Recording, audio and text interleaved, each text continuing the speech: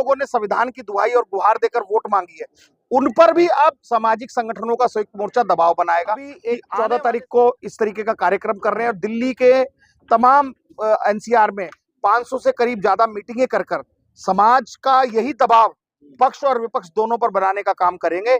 यही हमारी तैयारी है।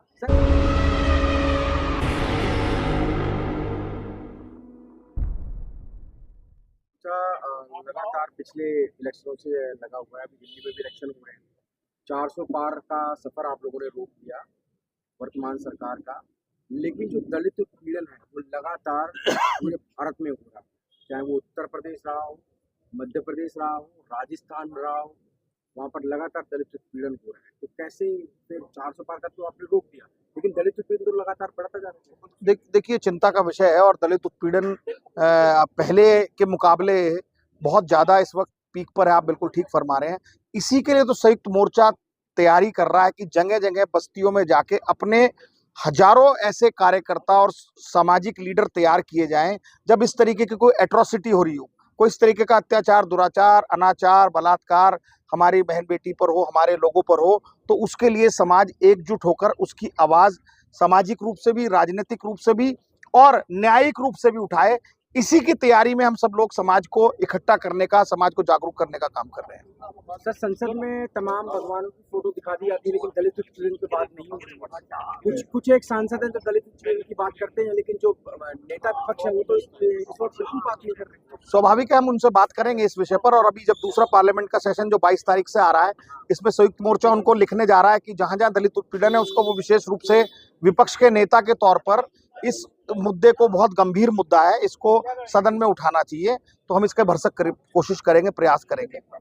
संविधान को दिखाकर तमाम सीटें आई हैं। अब इतनी तमाम सीटें आई हैं, अब जो वर्तमान में सरकार है उसकी कम सीटें आई हैं। संविधान को दिखाकर लोगों ने संविधान को प्यार किया और जो वर्तमान में सरकार है उसकी सीटें कम।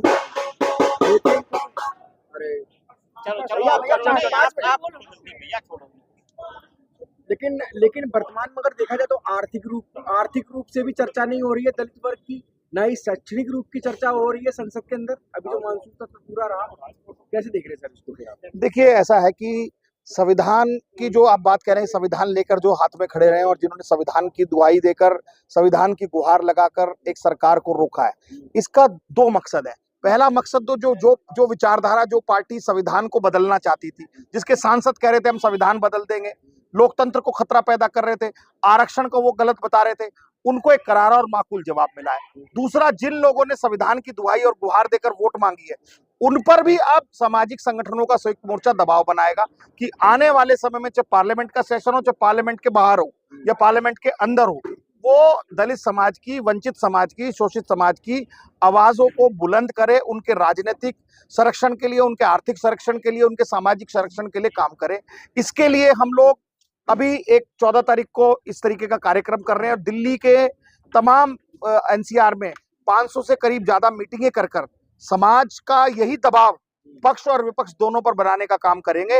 यही हमारी तैयारी है। सर, एक सवाल और है। कर्नाटका में अभी हाल ही में एक पार्टी के प्रदेश अध्यक्ष को चाकुओं से गोद कर मार दिया जाता है तमिलनाडु में। जी, कैसे देख रहे हैं सर इसको? ये बहुत दुखद घटना है और वो एक बसपा के हमारे प्रदेश अध्यक्ष थे और उनका इस तरीके से आर्मस्ट्रॉन्ग, उनका हमारे साथी थे, आर्मस्ट्रॉन्ग थे और बहुत ही सामाजिक कार्यकर्ता थे। इस तरीके का होना ये बहुत दुखद है।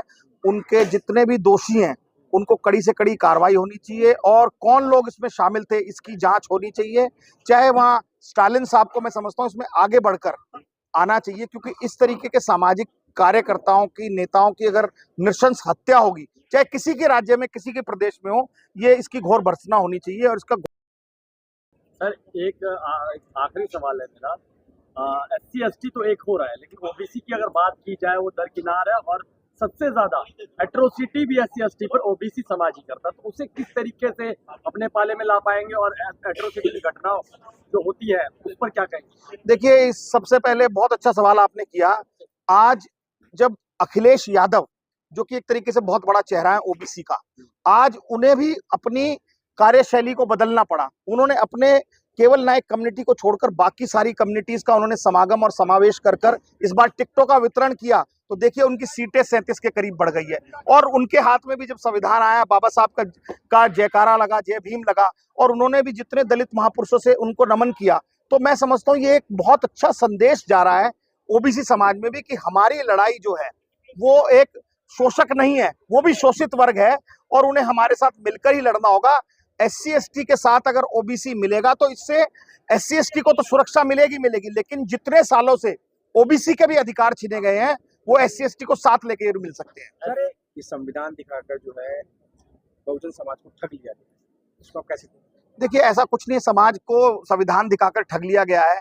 अगर इस तरीके की बात अगर होगी तो भी पूरा समाज, जो समाज आज नरेंद्र मोदी जैसी तानाशाह ताकत को अगर रोक सकता है, तो विपक्ष ने अगर आवाज नहीं उठाई, दलित समाज की, वंचित समाज की आवाज नहीं उठाई, इस संविधान की रक्षा नहीं की, इस संविधान में जो लिखा है हक हकूक अधिकार उनको दिलाने का काम नहीं किया, जहां जहां इन विपक्ष के लोगों की सरकार है वहां पर काम नहीं किया, तो इनके खिलाफ भी मोर्चा खोला जाएगा, इनके खिलाफ भी लड़ाई लड़ी जाएगी, इनके खिलाफ भी झंडा बुलंद किया जाएगा।